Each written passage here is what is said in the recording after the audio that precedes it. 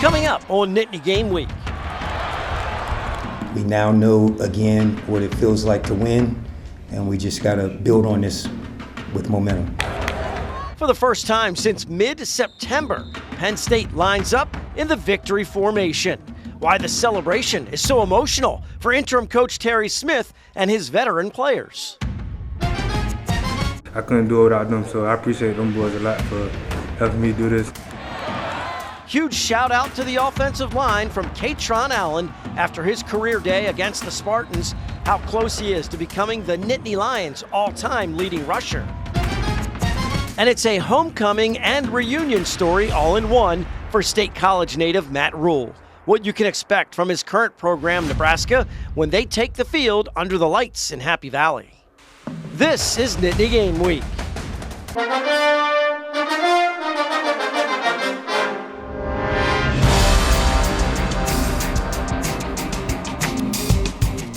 And I'm just so blessed.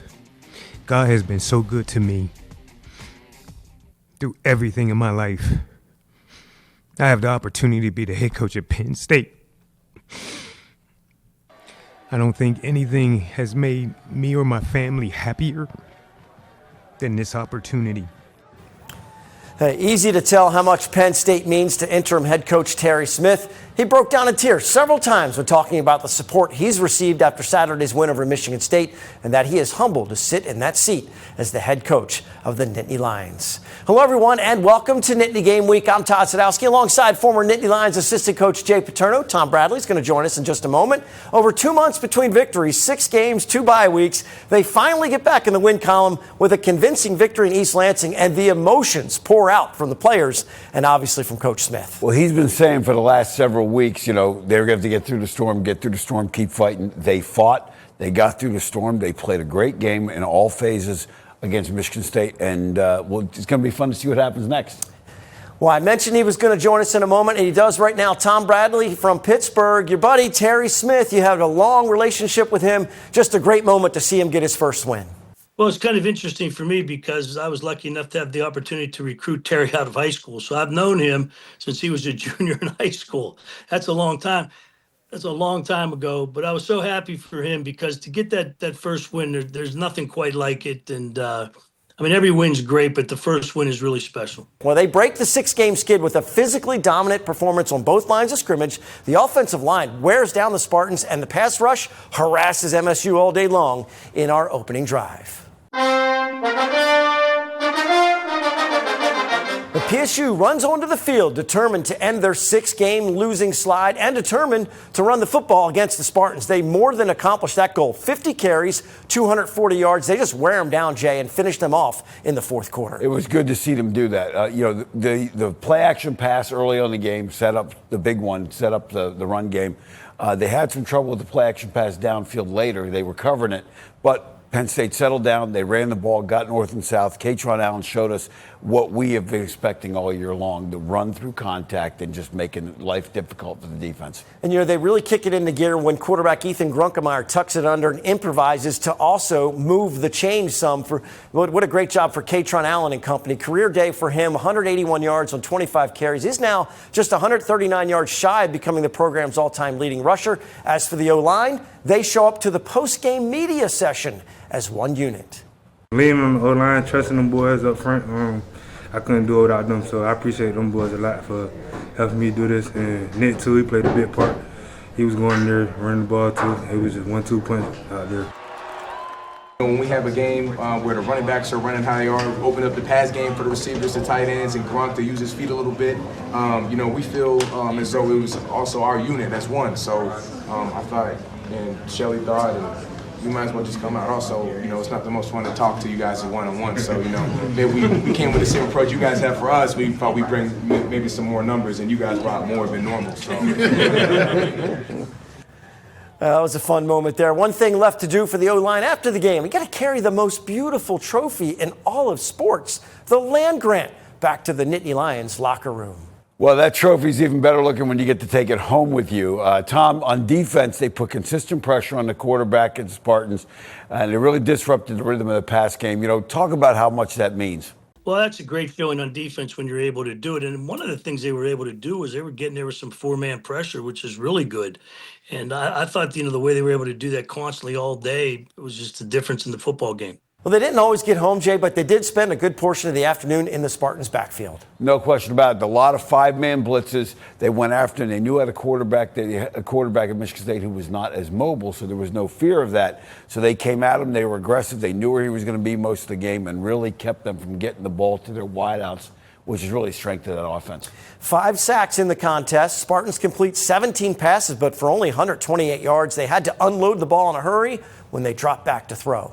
Well, most importantly in this game, the Nittany Lions were the ones that made the winning plays when they needed them, whether it was offense, defense, or once again on special teams. That includes another blocked punt, but by denied Dennis Sutton. He busts through again. Putting him on the punt return team has certainly paid dividends, Tom. It makes sense when you consider how relentless he is pursuing a quarterback, but it was refreshing to see this team make the plays they needed to salt this one away. Well, one of the things you brought up was a blocked punt. If you go back and look at statistically, there's not many games you win when one of your punts gets blocked, okay? And they were able to block one of their punts, which was a big play. They also get a gorgeous deep pass from Ethan Grunkemeyer to Devontae Ross for the go-ahead score in the second quarter. And when the defense has to have a stop late in the game, they actually create a turnover and secure a much-needed victory. Felt good to kind of, finally break through on something like that. We saw something we liked on film. We knew we had it in a call sheet, so just coming back to it, we got the look we wanted and just executed it well. Devontae ran a great route and just put it out there for him. We're going to learn from our mistakes. We're going to continue to improve and get better. We have Nebraska coming in. These games are pivotal. We're playing for our life to make a bowl game, and we took a huge step today getting back in the win column. Sure was nice to see some smiles on their faces. The losing streak is history. They'll try to start a winning streak under the lights against Nebraska. Then they have a 3:30 p.m. kickoff on Saturday of Thanksgiving weekend at Rutgers. Speaking of Nebraska, State College native Matt Rule brings the Cornhuskers back to his home. We show you what to watch for from Big Red. More Nittany Game Week is on the way. The opening drive is sponsored by R&R Express. Every shipment moved contributes to autism research and inclusion through the Excel Foundation. Learn more at wearerr.com. These are more than just trucks. Every shipment moved by the R&R Express family of companies contributes to the Excel Foundation for Autism Research and Inclusion, funding safe spaces like the sensory room at Penn State's Beaver Stadium and a special event sensory trailer, and giving thousands that were unheard a voice. Now is the time to amplify non-speaking voices and drive meaningful change. These trucks are powered by purpose. Every week, our groundskeepers are meticulously mowing, painting, repairing any damage from the previous game in preparation for Saturday. Our contributions to the team are providing safe playing surfaces for the athletes to showcase their abilities on. There's a lot of history here. Being able to be a part of that has been incredibly special for me.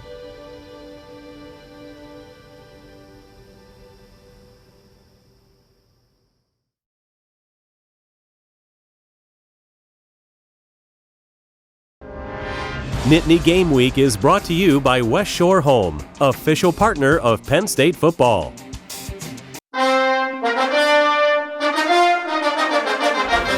Welcome back to Nittany Game Week. I'm not sure there's ever been an opposing coach that knows his way around State College quite like Nebraska's Matt Rule. He was a little Lion in high school before suiting up for the Nittany Lions as a walk-on linebacker. Coach Paterno, now it's Coach Rule coming back with his Cornhuskers, trying to score a big win for his program in his hometown. Well, having coached him in college, I know this guy knows his stuff. He was always curious when he was a player about why we did things. He's going to have this team ready to go. He's got 3 coordinators he changed in the offseason. They'll be ready to go Saturday night, especially in an off week. Let's talk about Nebraska's offense by the numbers. We have common opponents, Penn State and Nebraska.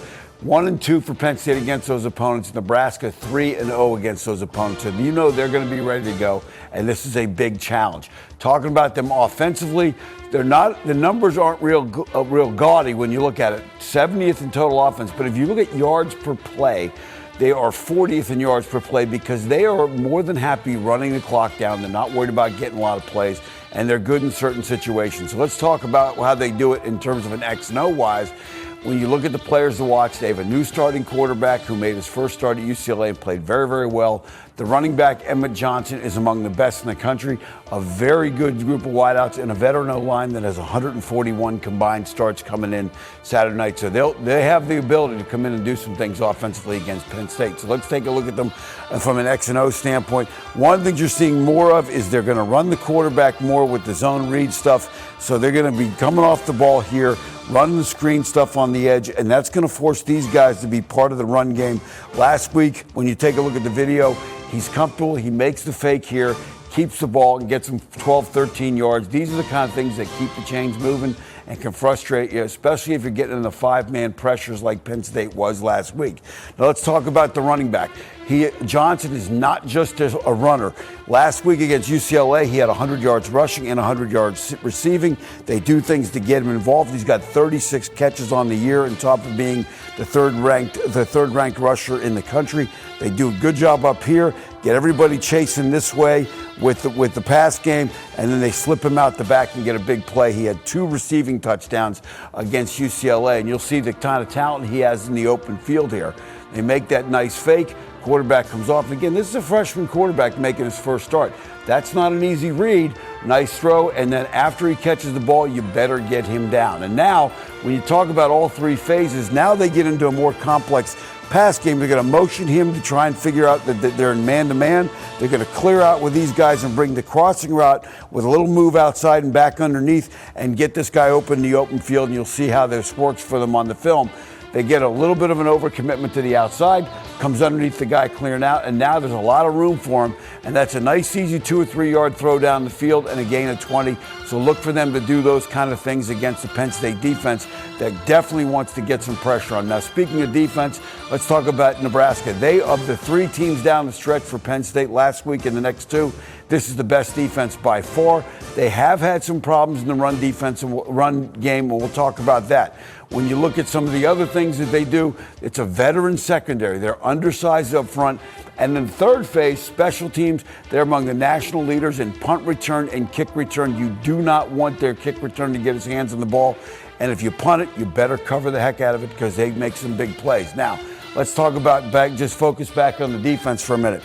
They play 3 defensive backs, and then they play a position called jack, which is an undersized kind of defensive end. It gives them a lot of ability to move things and create things, get him involved in the run game, get these guys back here, get these corners up here, and really pressure you up front and try and keep you from making big plays. And you'll see how they do that here on the video. This safety's going to come downhill. They're playing inside in the middle, and they chase on the backside and make some plays.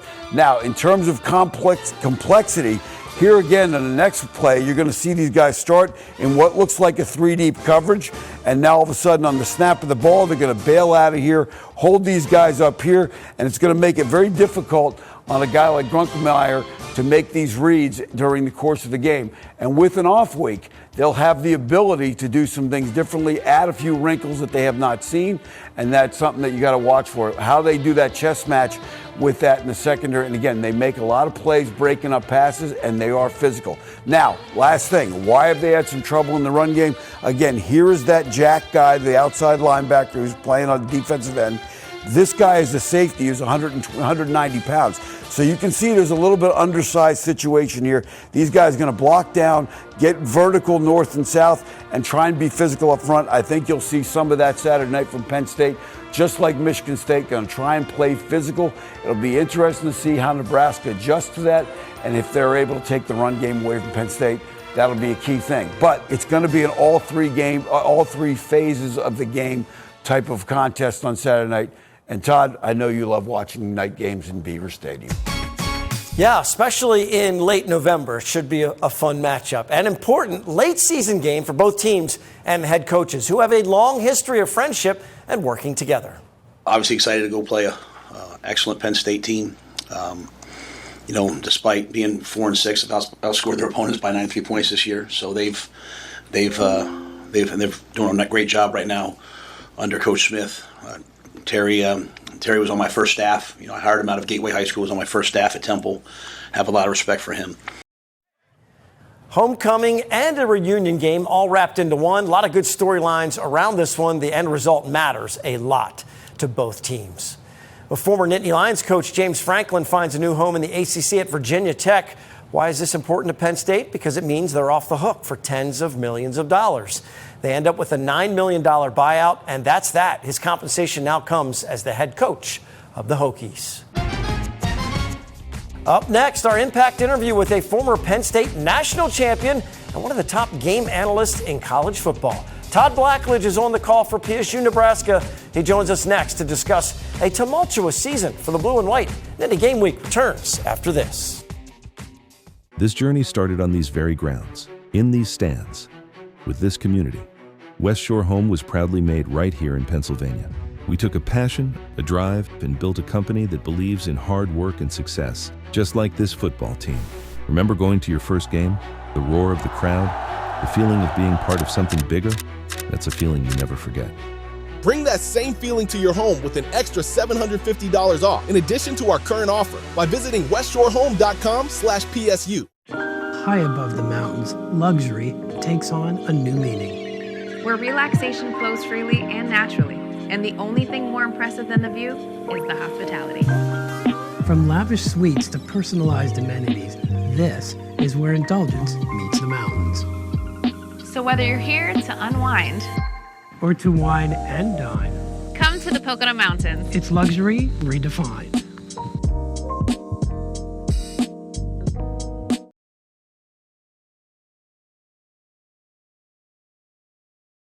Impact Interview is sponsored by the Pocono Mountains, where small-town charm meets big adventures. Book your trip today by visiting PoconoMountains.com. Well, we are back on Nittany Game Week. It's time for our Impact interview, and our guest this week has impacted the college football world for over 40 years now, first as a national championship quarterback for Penn State, and now as one of the leading analysts in the game for NBC Sports. Todd Blackledge, always appreciate your time. Thanks for joining us. Yeah, my pleasure. Good to be with you guys. All right, so look, it's been a little while since you were on the field leading Penn State to a victory over number 2 Nebraska in Beaver Stadium so long ago. But here come the Cornhuskers again with the State College native in Matt Rule. And it's just one of the many things that's kind of been different or strange about Penn State's season so far. Been dramatic, certainly, and traumatic to some. But, talk about the last few weeks and how they've been playing and the job. How would you assess how Terry Smith has done as the interim head coach, which, as you know, is never an easy job? No, it never is. And, nobody could foresee what's happened there during the course of this season. Nobody kind of saw that unfolding. We were there for the Oregon game, and even though for the most part Oregon outplayed Penn State for the majority of that game, Penn State was still very much in a position to win and came up a little bit short. But what happened after that over the next several weeks, and nobody expected that. Nobody predicted that. And so, for Terry to step in, I think he's done a phenomenal job, just kind of keeping things going and keeping things together. And, when you put the tape on here the last few weeks, it looks different. I mean, it looks different. The guys are playing hard. They're flying around. Last week against Michigan State, they were really physical in the offensive line and ran the football for the best that they've done all season. I think the young quarterback is getting a little bit better every game. And there's some pride showing on both sides of the ball right now. Todd, looking around the country, there's a lot of dramatic firings that we're seeing at major programs earlier in the season than we have in the past. How much of that do you think is a function of the profession, how professionalized the game has become, not just in coaching salaries, but also with free agency, kind of transfer portal being seen as the answer for quick turnarounds? If you want to call it the Signetti effect, we can call it that. Yeah, I mean, certainly it's a much different world now than it was several years ago. In terms of when coaches are changing, and with the calendar, and when the portal window opens, and when high school recruiting, early signing, and all of that. You just have to, if you're not in place, and if you don't have a leg up on some of that stuff, and going into, you basically can lose a whole year, and that makes it very difficult. Been a lot more early firings, and I never like to see that. I grew up the son of a coach. Who's been fired before, and so I know what that does to families, and not just the head coach's family, but assistant coaches and their families, and the uncertainty that comes with all of that. So I never like to see that, but certainly there's been an awful lot of it this year. Todd, there's nothing more fun for a Big Ten show than to talk about SEC bias. So look, there's 9 SEC teams, 7 or 3 or better. They're all ranked. There's 8 Big Ten teams, 7 and 3 or better, and only 5 of them are ranked, with Nebraska, Illinois, and Washington not in the top 25. And look, be that as it may, but it is interesting, that dynamic, as both of these kind of super conferences try to compete against each other. Yeah, well, I hadn't even really looked that close to see what the numbers of who was ranked, who wasn't. I will say this, there are a lot of years when I was doing primarily SEC games when it was no doubt and no question that the SEC was a cut above any other league in college football. There were 2 things. Number one, defensive linemen, and a lot of that was just the footprint where a lot of these high school kids or JUCO kids were coming out of into SEC programs, defensive tackles that you just didn't see anywhere else except in the SEC, and everybody had them in that league. And then the other thing was, there's no easy place to go play in the SEC. And so to me, that made that league stand apart. I just think the Big Ten has caught up to the SEC. Always enjoy catching up with Penn State legend Todd Blackledge. You can see all of our Impact interviews on our website, nittany-game-week.com, along with other web-exclusive content. Still to come, Tom hands out our scrap metal to multiple recipients working together to get the job done against the Spartans. We're heading into the final minutes on Nittany Game Week. Do you guys know where Chris is? He said he had a great new idea for the Pocono Mountains. Yeah, but he's not here. What's his big idea now? Hey guys, did you plan your travel getaway? Why not try the Pocono Mountains travel guide? It has everything you need. Place, stay. Well, I think I found him. It's a complete guide to everything in the Poconos. We're just not one resort. We're a 2,400 square mile destination. For your free guide, go to PoconoMountains.com. These are more than just trucks. Every shipment moved by the R&R Express family of companies contributes to the Excel Foundation for Autism Research and Inclusion, funding safe spaces like the sensory room at Penn State's Beaver Stadium and a special event sensory trailer, and giving thousands that were unheard a voice. Now is the time to amplify non-speaking voices and drive meaningful change. These trucks are powered by purpose.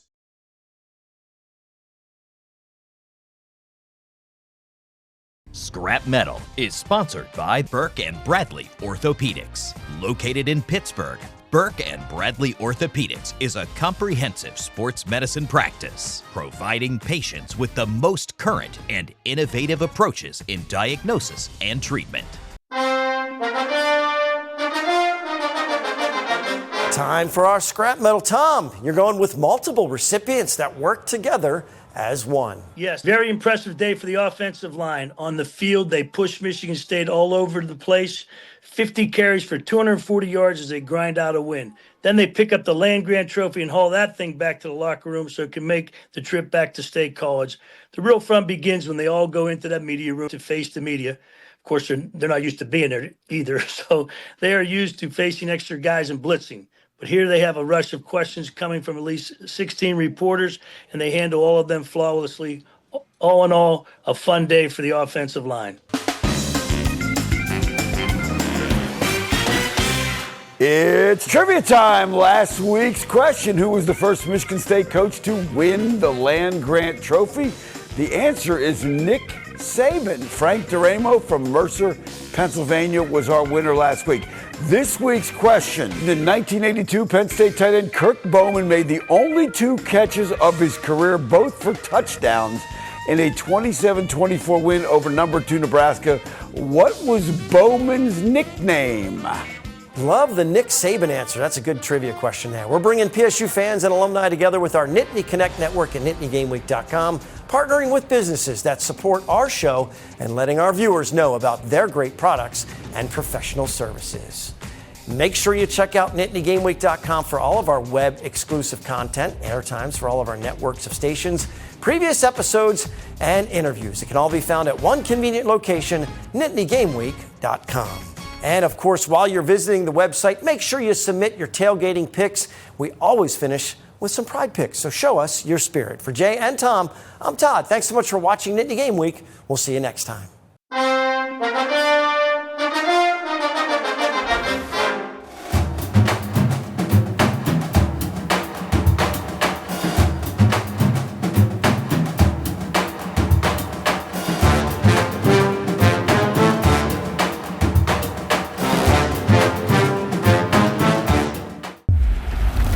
Every week, our groundskeepers are meticulously mowing, painting, repairing any damage from the previous game in preparation for Saturday.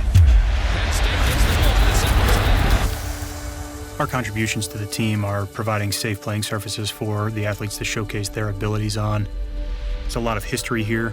Being able to be a part of that has been incredibly special for me.